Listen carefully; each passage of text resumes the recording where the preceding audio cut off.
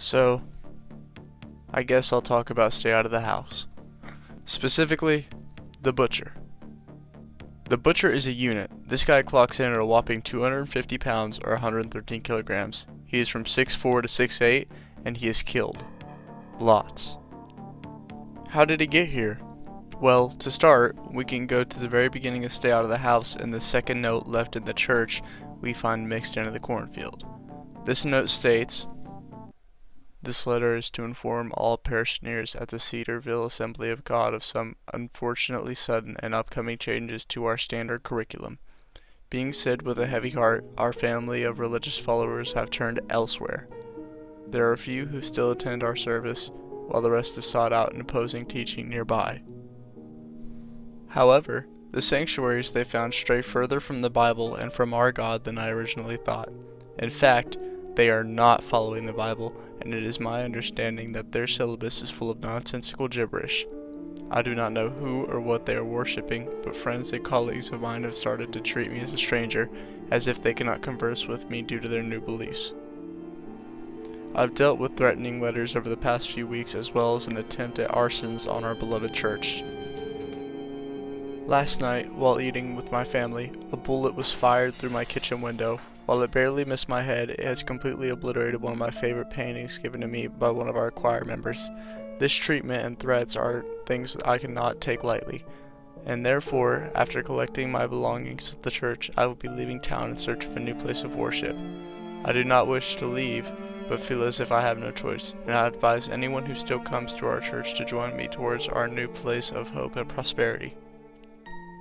Thank you for all your kindness and understanding during this time.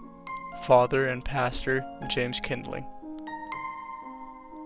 This lets us know that the Butcher was most likely a church-going farmer prior to 1966, and then when the CFE started conducting experiments, they started overtaking members of the church's beliefs, with one of those members being the Butcher.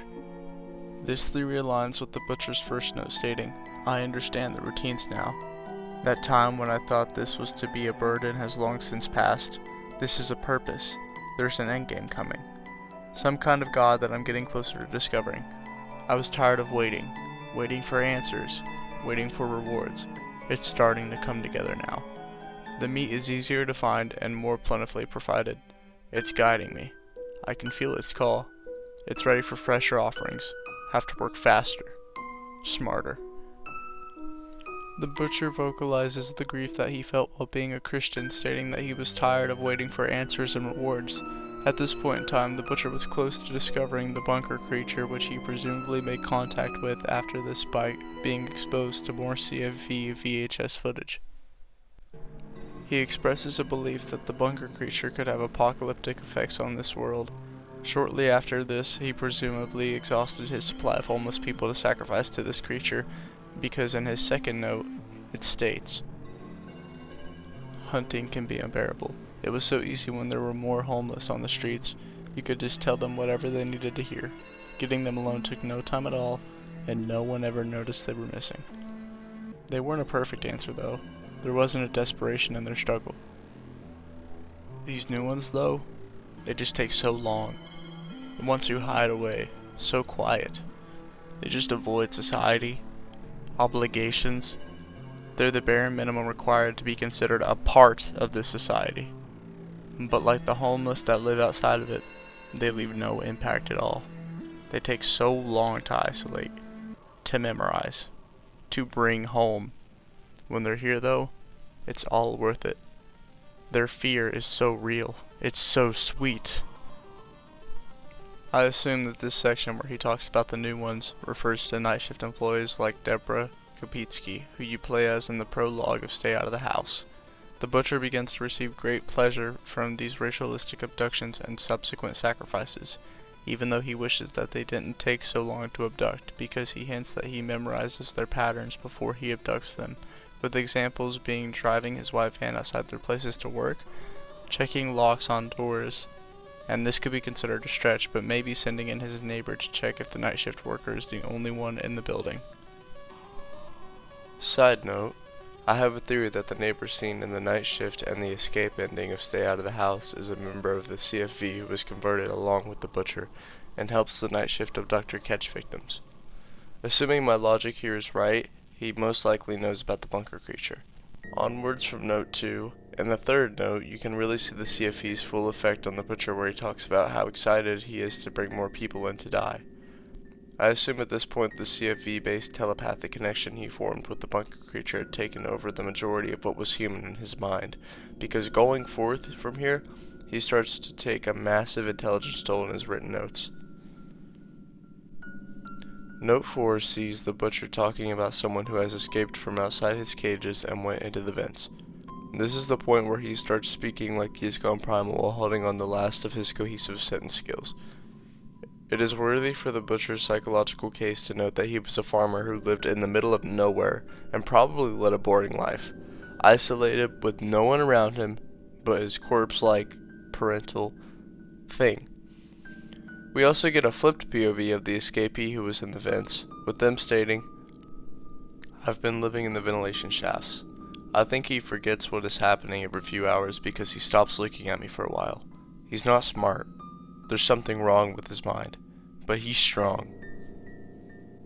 This is definitely referring to the CFE tapes taking a mental toll on him, as he is a human who has blasted himself with an uncountable amount of radiation waves.